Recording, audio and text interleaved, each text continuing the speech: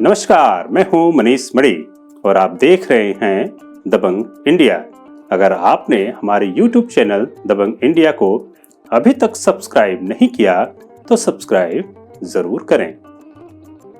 जहां की परंपरा सनातन भारत के आन बान और शान बढ़ाती है, जहां की कहानियां इतिहास बताती हैं, जहां पवित्र जल और दिलों को छू लेने वाली संस्कृति बसती हो, जहां गंगा के तट पर दिव्यता और सुकून बसता हो, जहां की सुबह और शाम दोनों ही अलौकिक हैं, जहां के हर एक घाट अपनी कहानियां सुनाती हों, जहां की मिट्टी छूने मात्र से इंसान सोने सा चमकने लगता है। एक ऐसा शहर जो साक्षात पारस हो, एक ऐसा शहर जहां श्मशान की राख भी प्रसाद होती है और जहां संत भी विश्राम करना चाहते हों, जो अवघड़ दानियों की तपोभूमि है, जहां कीनाराम का उपदेश आज भी जिंदा है और जहां तुलसीदास के मानस का रस आज भी विद्यमान है। इस नगर के मालिक वो हैं जिनका वजूद इस नगर के हर एक व्यक्ति के लिए बहुत खास है, जो हमेशा ही मंगल करते हैं, जो खुद ही विष का पान कर इस नगर के वासियों को हमेशा सुख का रास्ता दिखाने वाले हैं, जो सृष्टि के कण कण में हैं, जिनके केशों में गंगा निवास करती हैं, जो नंदी पर सवारी करने वाले हैं, जो स्वयं कैलाशवासी हैं, जो अविनाशी हैं, जो तारणहार हैं, जो सबके पालनहार हैं, जो तमाम सृष्टि के सार हैं, जो विश्वेश्वर हैं, जो नाथों के नाथ विश्वनाथ हैं, जो भोलेनाथ हैं। यह नगर उनके हृदय में वास करता है। यह कोई और नहीं, यह दुनिया का सबसे पुराना नगर बनारस है, जहां भोलेनाथ स्वयं माता पार्वती संग 12 ज्योतिर्लिंगों में विश्वनाथ के नाम से आज भी विराजमान हैं।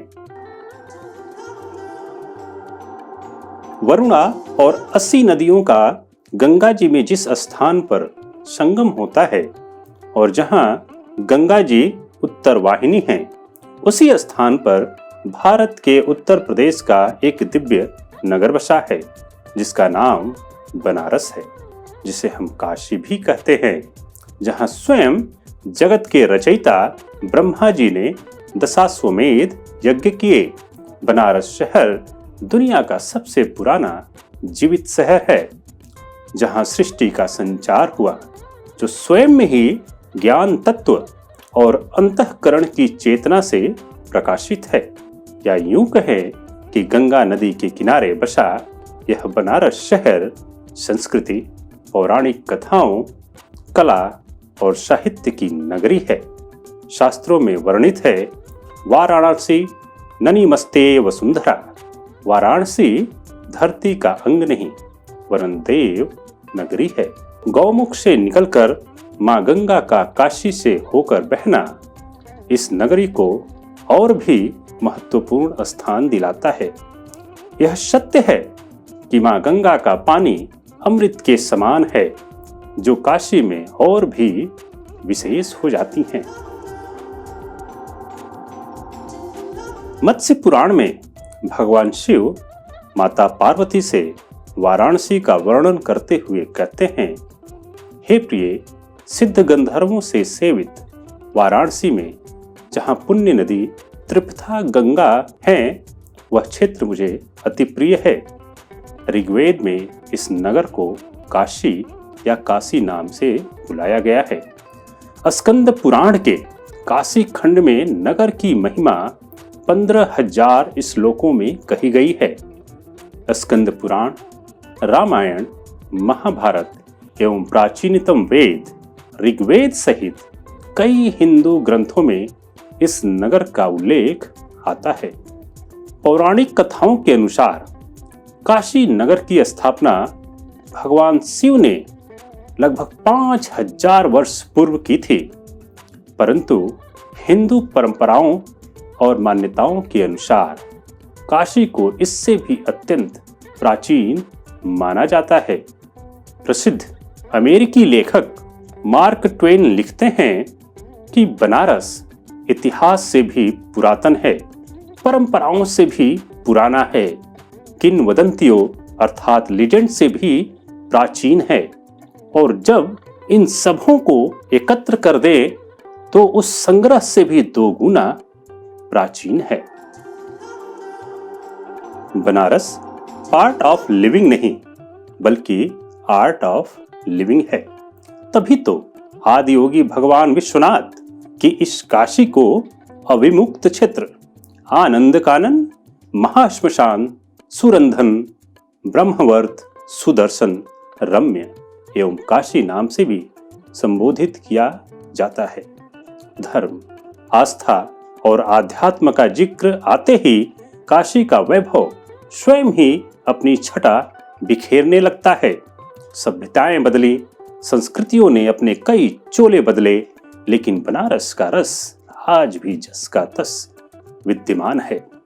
बनारस नाम है एक ऐसे अद्वितीय अभिनव जीवन दर्शन का जिसके रंग में रंग कर राजा हरिश्चंद्र, बुद्ध, कबीर, नानक, रैदास, तुलसी और अघोराचार्य बाबा कीनाराम जैसे अनेकों दिव्य देवों और महात्माओं ने जीवन दर्शन के नवीन राह को प्रस्थान किया। इस शहर में हर दिन एक नया उमंग होता है। इस शहर के कण कण में संगीत बिखरा है। यहाँ का जीवन अद्भुत है। यहाँ असीमित ज्ञान और दर्शन की अविरल धारा बहती है। यह एक ऐसा शहर है जो हिंदुओं के 7 पवित्र स्थलों में बहुत खास है। यह शहर मुक्ति और शुद्धि दोनों के लिए ही प्रसिद्ध है। यहाँ पर आने वाला इंसान अपने आप में बहुत सुकून पाता है और यहाँ के तीर्थ स्थलों के दर्शन करने के बाद वह खुद को धन्य समझता है। भागीरथी के तट पर बने विविध घाट भारतीय संस्कृति की अमूल्य धरोहर हैं। तभी तो बनारस के घाटों पर जीवन विविध रंगों में अटखेलियां करता रहता है। आखिर क्या है इस शहर में कि सारा संसार खींचा चला आता है। यहाँ गंगा तट पर बसी काशी में प्राचीन काल से ही समय समय पर अनेक महान विभूतियों का प्रादुर्भाव व वास होता रहा है। महर्षि अगस्त्य, धन्वंतरी, गौतम बुद्ध, पार्श्वनाथ, संत कबीर, अघोराचार्य बाबा कीनाराम, संत रैदास, स्वामी रामानंदाचार्य, गोस्वामी तुलसीदास और वल्लभाचार्य जैसे न जाने कितने ही दिव्य आत्माओं ने बनारस में अपनी अपनी परंपराओं को जागृत किया। यहाँ की हर गली में आपको मंदिर, साधु संत और ज्ञान की परंपरा को आगे बढ़ाने वाले कर्मयोगी मिल जाएंगे। तभी तो काशी से बाहर रहने वाला जनमानस काशी में आकर मोक्ष की कामना करता है। बनारस शहर की फिजाओं में घुली घंटी, शंख और भजनों की आवाजों में न जाने कितनी ही सदियां अपनी सुध खो चुकी हैं। ऐसा लगता है इस शहर के आगोश में सारी दुनिया समा गई हो। बनारस शहर की हर गली, हर चौराहे पर छोटे बड़े मंदिर मिल जाएंगे जो अपने समय के इतिहास पर आधारित हैं। यहाँ के हर एक मंदिर, हर एक घाट और हर एक गली का अपना महत्व है। यहाँ बाबा विश्वनाथ स्वयं ज्योतिर्लिंग के रूप में विद्यमान हैं। बाबा के नाम पर यहाँ विश्वनाथ गली भी है, जहाँ के लोग भोलेनाथ की कृपा का रसपान सदैव करते रहते हैं। वहीं विश्वनाथ मंदिर के दाईं ओर माता अन्नपूर्णा का मंदिर स्थित है। यह मंदिर बनारस वासियों के लिए बहुत विशेष है। भगवान भोलेनाथ ने स्वयं माता अन्नपूर्णा से वरदान लिया था कि बनारस वासियों को कभी अन्न की कमी न हो। माता के आशीर्वाद से आज भी बनारस के लोग कभी भूखे नहीं सोते। विश्वनाथ मंदिर से ही लगभग 1 किलोमीटर दूर बाबा काल भैरव जी का मंदिर स्थित है। काल भैरव जी काशी के कोतवाल माने जाते हैं। ऐसी धारणा है कि बाबा काल भैरव की इच्छा के बगैर न तो कोई काशी आ सकता है और न ही काशी से बाहर जा सकता है। आज भी लोग काशी से बाहर जाने से पहले और काशी वापसी पर बाबा काल भैरव जी की पूजा अर्चना संपन्न करते हैं। बनारस के ललिता घाट पर भगवान पशुपतिनाथ का मंदिर भी बहुत विशेष है। इस मंदिर का निर्माण नेपाल के राजा बहादुर शाह के पुत्र राजा राजेंद्र वीर विक्रम शाह ने 1843 में पूरा कराया। मंदिर निर्माण में प्रयोग की गई लकड़ी को भी नेपाल से ही बनारस मंगाया गया था।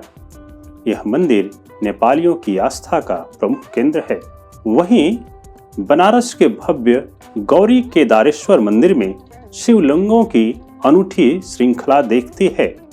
दुर्गा कुंड में आदिशक्ति मां दुर्गा मंदिर हो या प्रसिद्ध संकट मोचन मंदिर अथवा भगवान राम का भव्य तुलसी मानस मंदिर, कुकुटेश्वर महादेव मंदिर हो या मन कामेश्वर महादेव मंदिर या मां वैष्णो देवी का मंदिर हो या गुरु रैदास मंदिर, तिलभांडेश्वर मंदिर हो या साक्षी विनायक मंदिर या स्वामी नारायण मंदिर या संत कबीर का मठ हो या सारनाथ में बुद्ध का जीवंत मंदिर अथवा सारनाथ का संग्रहालय, रामनगर का किला हो या श्री राम तारका आंध्रा आश्रम में भगवान राम की दिव्य मूर्ति, भारत माता मंदिर हो या भगवान पार्श्वनाथ का जन्म स्थान या बाबा कीनाराम का दिव्य स्थान या फिर बनारस हिंदू विश्वविद्यालय, दिव्य दशाश्वमेध घाट हो या अस्सी घाट अथवा दिव्य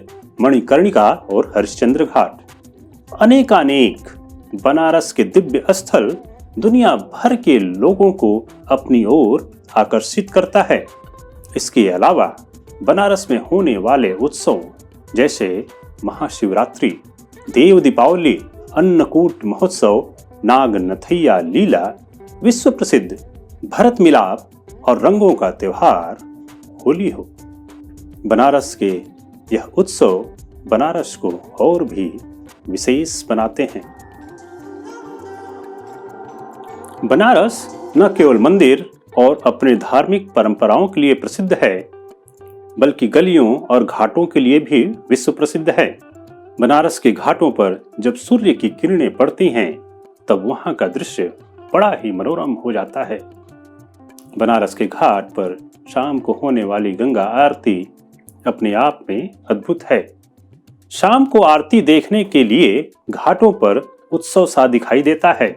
घाटों के किनारे बैठे सैलानियों को मानो कुल्हड़ में बनारसी चाय की चुस्कियों के अलावा और कोई तमन्ना ही न हो। बनारस शहर के खान पान की तो बात ही क्या करें। कचौड़ी जलेबी हो या बनारसी लस्सी, रसमलाई या चटपटे चाट, स्वाद के मामले में बनारस की हर गली और हर मोहल्ले खास हैं। पक्के महाल का राम भंडार की कचौड़ी हो या कचौड़ी गली में राजबंधु की काजू की बर्फी या ठठेरी बाजार की तिरंगी बर्फी या काशी चाट भंडार के चटपटे चाट हों या दुनिया भर में मशहूर ठठेरी बाजार की रस भरी मिठाइयाँ या 80 की राजनीति वाली चाय हो या फिर पहलवान की लस्सी हो। और यहाँ के बनारसी पान की तो बात ही निराली है। बनारस की गलियों में जगह जगह बनारसियों की रंगीन गुलकारी उनके पान के जबरदस्त शौक को दर्शाती है। यहाँ की अलमस्त सुबह में पान भरे मुंह से गुड़गुड़ाती हुई आवाज में एक दूसरे से बात करने का खास लहजा सिर्फ और सिर्फ बनारस में ही मिल सकता है। पान बनारसियों के दिल की धड़कन है। जिस तरह से किसी भी वाक्य के बाद फुल स्टॉप जरूरी होता है, उसी तरह बनारसियों में कुछ भी खाने के बाद बनारसी पान का मुंह में घुलना जरूरी है। बनारस कहाँ दौड़ता है भौतिकता के पीछे, इसके सामने तो महाश्मशान है। यहाँ का रहने वाला कभी न बुझने वाली चिता को देखता है और राम नाम का तारण मंत्र सुनता रहता है। जो यहाँ के लोगों की मस्ती है और उनके अंदर जो मादा है वो और कहीं देखने को नहीं मिलती। ये बनारसी काशी विश्वनाथ के आगे दंडवत होता है, माँ गंगा को पूजता है और सुबह सुबह अंजलि भर जल से सूर्य की आराधना करता है। यही इस शहर का नियम है, यही इस शहर का जीवन है और यही इस शहर की कमाई है।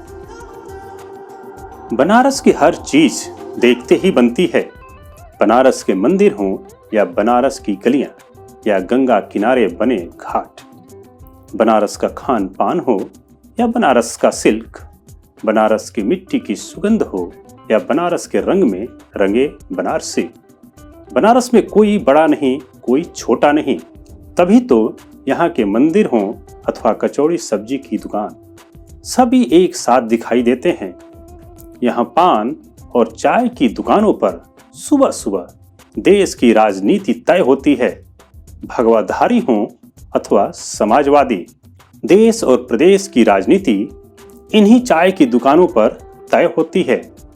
देश दुनिया के बच्चे बड़े होने पर राजनीति सीखते हैं, लेकिन बनारसी बच्चा अपनी माँ के कोख से ही इसमें पीएचडी करके प्रकट होता है। तभी तो कहा जाता है कि बनारस में सब गुरु केहू नहीं चेला। जिस तरह गुड़ के स्वाद की व्याख्या नहीं हो सकती, उसको तो खाकर ही उसका आनंद लिया जा सकता है, वैसे ही बनारस है। बनारस को शब्दों में बयां नहीं किया जा सकता, यह शब्दों से परे है। बनारस को बनारस में रहकर केवल जिया जा सकता है। इसलिए बनारस को उसकी सड़कों और गलियों से न देखें, बातों ही बातों में बनारस जीवन का मर्म बता देता है। बनारस और बनारसी किसी भी परिभाषा से परे हैं। बनारस जीने का नाम है, बनारस अपने भीतर उतरने का मार्ग है। तभी तो किसी ने खूब कहा है, बेशक मीठा होगा तेरे शहर का पानी, लेकिन इससे वो बनारस नहीं हो जाता।